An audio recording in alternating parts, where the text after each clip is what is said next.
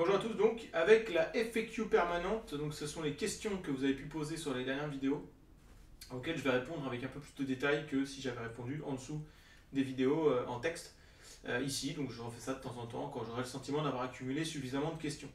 Donc voilà, donc là depuis la vidéo sur les meilleurs combats de MMA de 1993, et puis ensuite j'ai fait 94, 95, 96 et 97. J'ai cumulé un certain nombre de réactions et de questions, alors certaines se recoupent, donc je vais un peu les traiter par thème. La réaction que j'ai le plus eue depuis ce début de vidéo, la question qui est le plus revenue, c'est referas-tu où j'attends des vidéos sur le catch. En fait, vous êtes nombreux à espérer ça. Alors déjà, ça fait chaud au cœur comme question, parce que ça veut dire que vous avez aimé le contenu que j'ai proposé jusque-là, malgré la parfois faible qualité de vidéo.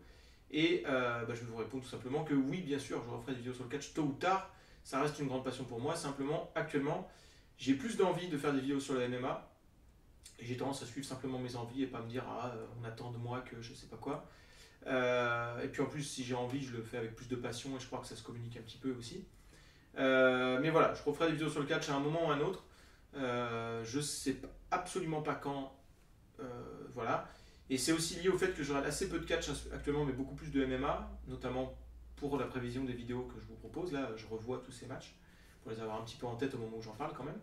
Je pense que quand j'aurai fait le tour, j'aurai revu tous ces matchs-là, j'aurai pris mes notes, etc. J'aurai sûrement envie de revenir à regarder du catch, et à ce moment-là, le fait d'en regarder va me donner envie d'en parler. Enfin, vous voyez, ça marche un peu comme ça. Donc voilà.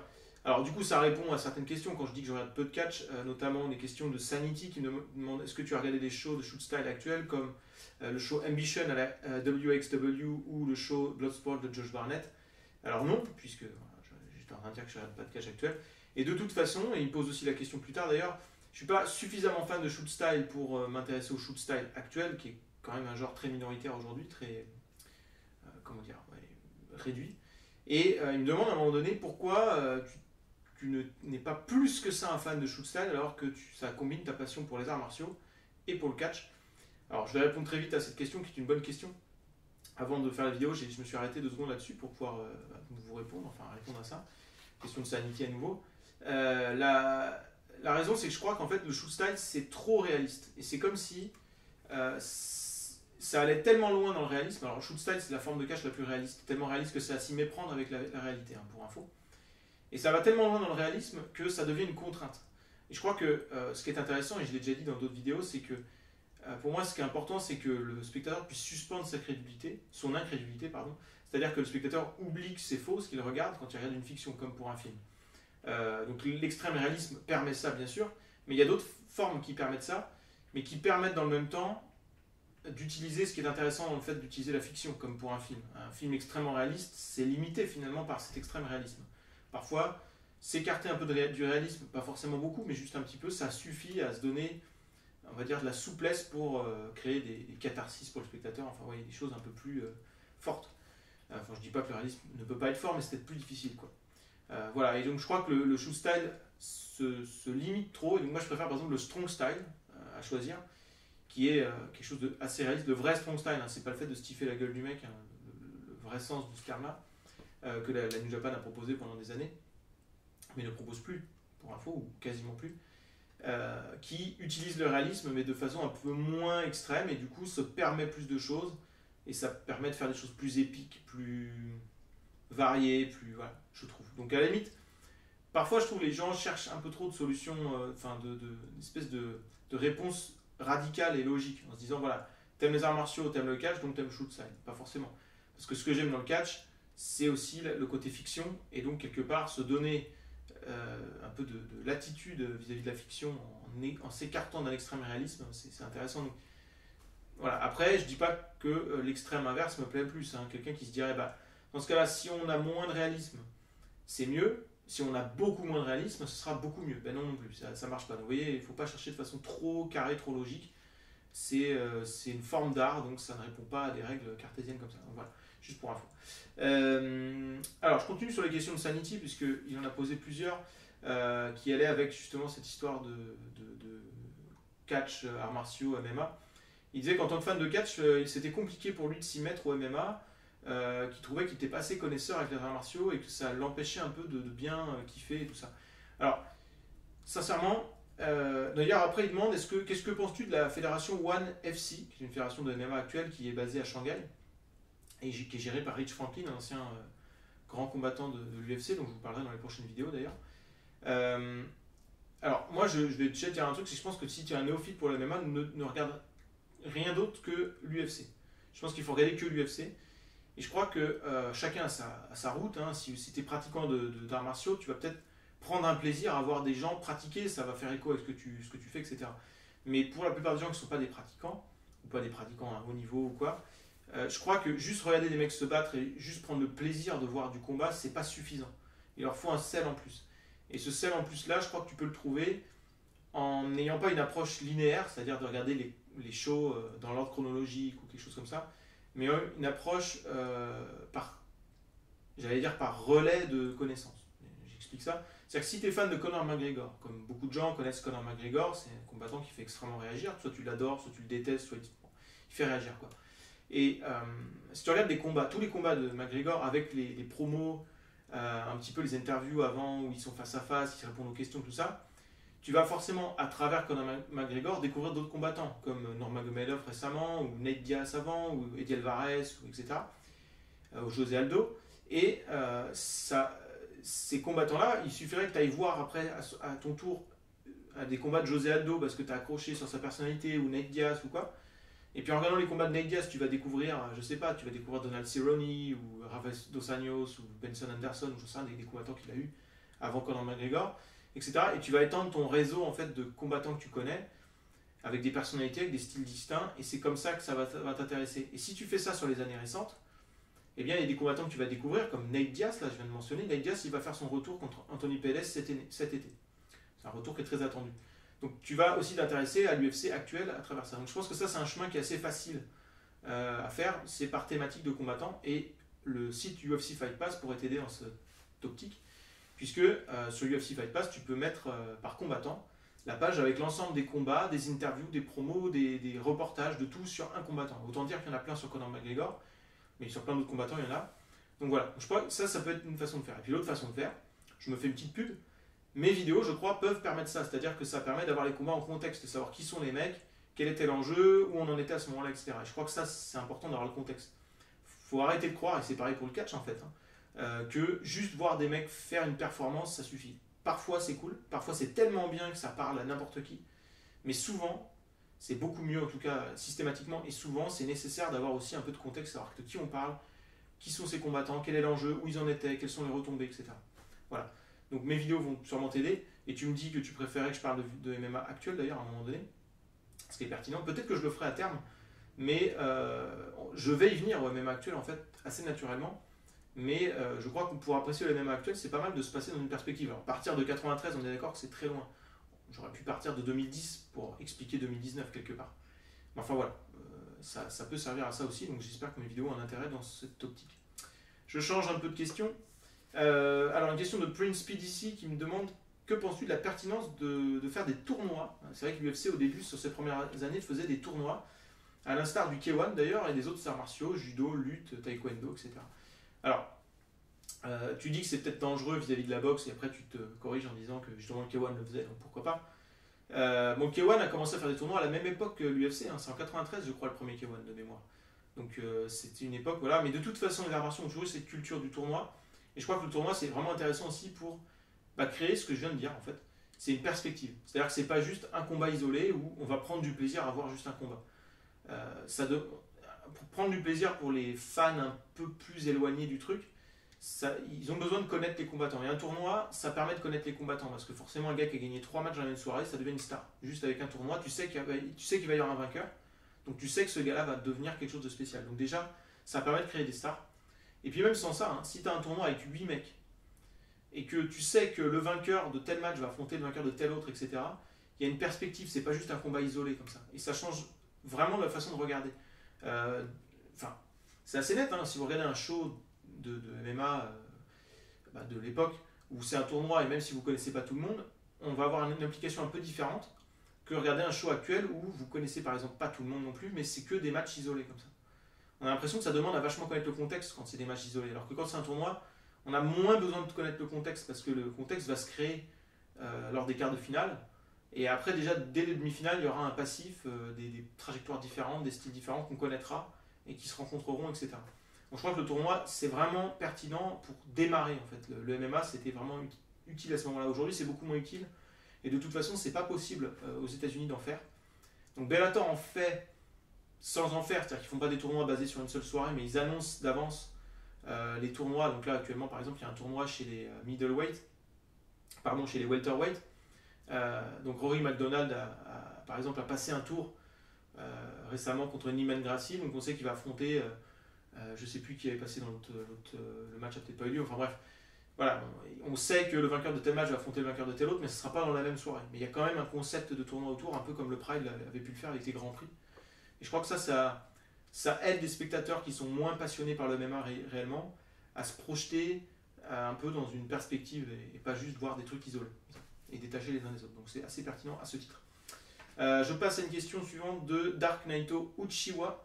Alors il me dit qu'il aimerait une vidéo sur le parcours en MMA de Minoru Suzuki. Bon. Et il espère aussi, dans une autre question, il a hâte que je parle d'un match de Minoru Suzuki en MMA. Alors j'ai regardé un petit peu dans les matchs dont j'ai prévu de parler dans mes vidéos. À aucun moment, il y a un match de Minoru Suzuki dans mes vidéos. Alors je suis désolé, c'est pas que j'aime pas Minoru Suzuki, tu sais d'ailleurs certainement que je l'aime beaucoup, en catcheur en tout cas.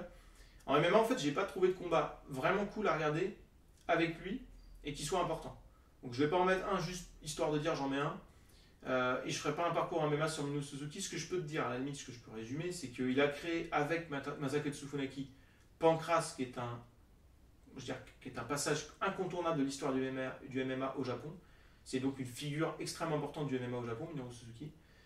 Et que clairement, il a été le moins bon des deux, avec Masakatsu à Pancras, mais que même en ayant été le moins bon, il a fait quelques matchs un peu sympas. Il a réussi à être King of Pancras en créant la surprise, en battant Ken Shamrock. Mais ça n'a jamais été un top. Mais c'est un combattant qui compte et qui a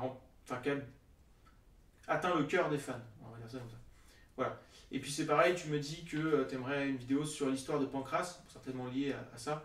En fait, Pancras, moi, c'est la fédération de MMA que j'aime le moins parce que les règles, je trouve, polluent le truc de combat. J'aime pas trop les règles de Pancras. Donc, et je suis loin d'être le seul en fait. C'est une espèce d'organisation qui n'est pas totalement du MMA, c'est un peu particulier. Et d'ailleurs, à un moment donné, à l'UFC notamment, et même au Pride, il parlait, surtout à l'UFC, il parlait de Pancras comme une autre discipline, comme n'étant pas du MMA. Quand Frank Shamrock devient un combattant de l'UFC, ils disent qu'il fait quasiment ses débuts en MMA, lui qui a pratiqué du Pancras pendant des années. Oui. Donc c'est un peu particulier, et c'est pas complètement idiot de dire ça, parce que c'est vraiment spécial. Donc c'est quand même du MMA, mais c'est très particulier. Et moi, j'aime pas trop les règles. Donc non, je ferai pas cette vidéo-là. Maintenant, tu pourras trouver un tas d'informations sur Internet. Peut-être que plus tard, je ferai envie de faire la vidéo, mais pour l'instant, c'est absolument pas un truc que j'ai envie de faire. Et puis toujours une dernière question de Dark Naito Uchiwa. Un peu le même délire. Il espère une vidéo sur le parcours en MMA de Brock Lesnar. Alors, j'en parlerai automatiquement lorsque Brock Lesnar arrivera à l'UFC. C'est en 2008-9 par là, je ne sais plus exactement l'année. Et il y aura plusieurs combats de Brock Lesnar dans mes vidéos. Il y en a au moins 2 qui sont incontournables. Je pense qu'il y en aura 3 de mémoire. Et en parlant de Brock Lesnar à ce moment-là et de ces combats-là, je parlerai du parcours de Brock Lesnar, qui est quand même atypique. Il fait de la lutte à un très haut niveau, puis du catch, puis du football américain, puis du MMA avec des succès relatifs dans toutes ces disciplines. Et un combattant vraiment spécial. Mais j'aime beaucoup Brock Lesnar et là j'en parlerai de toute façon, tant en catch qu'en MMA, je l'aime beaucoup. Donc voilà. Je passe à une question suivante de El Presidente Penultimo qui me dit Rickson Gracie choisissait-il ses adversaires pour bien paraître? Entre autres commentaires, avec tout le respect qu'il doit pour Rickson Gracie. Et j'ai le même ressenti en fait. Rickson Gracie, pour moi, je pense qu'il était vraiment énorme, vraiment au-dessus de tout le monde en 94, 95 par là. Je pense qu'il aurait pu battre après n'importe qui. Mais j'ai l'impression qu'il n'avait pas l'envie spécialement de briller comme ça. Il avait plus envie d'être le maître de plein de gens qui vont briller, ce qu'il a été.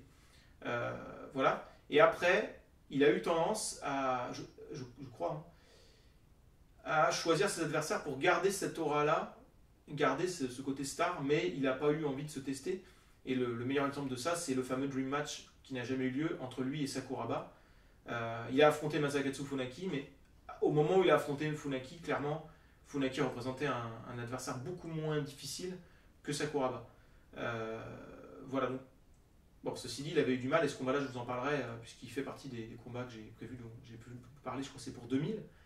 Mais voilà, Rickson Gracie, effectivement, je crois il a choisi ses combats pas seulement parce qu'il voulait garder son aura, mais aussi parce que c'était pas quelqu'un qui était passionné par le MMA à proprement parler, il était plus passionné par le jiu-jitsu brésilien et par le fait de passer ses connaissances.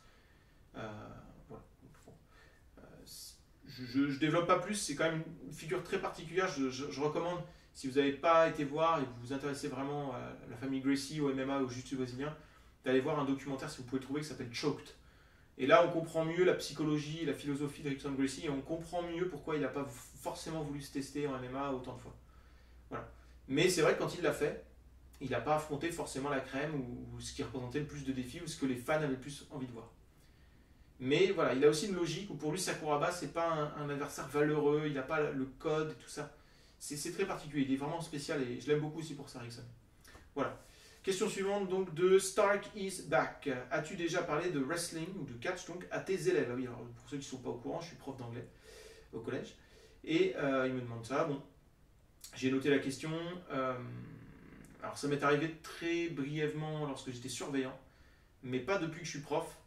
Et en fait, pour éviter tout problème, j'évite de dire que je fais des vidéos sur Internet. C'est pas que j'en ai honte, mais on ne sait jamais ce qui pourrait se passer à la suite de ça. Voilà, les élèves sont imprévisibles. Bref.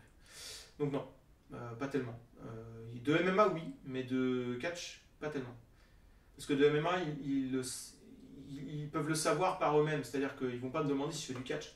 Et que ça sort de nulle part comme question. Mais par contre, s'ils me demandent si je fais du sport et que je dis oui, je fais du jiu-jitsu brésilien, machin, c'est quoi, truc, et tu expliques, ah bah c'est ce qu'ils utilisent en MMA, ah vous êtes au MMA, et puis ils connaissent mieux et tout ça. Donc voilà. Donc bon, uniquement. Je continue. Question, c'est pas une question hyper intéressante quand c'est plus personnel, mais bon, je réponds à tout.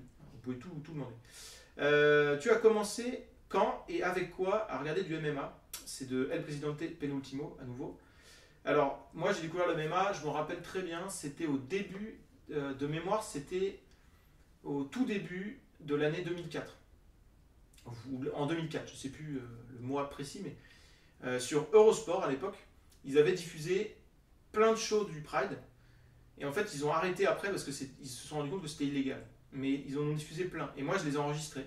Je les avais sur des cassettes.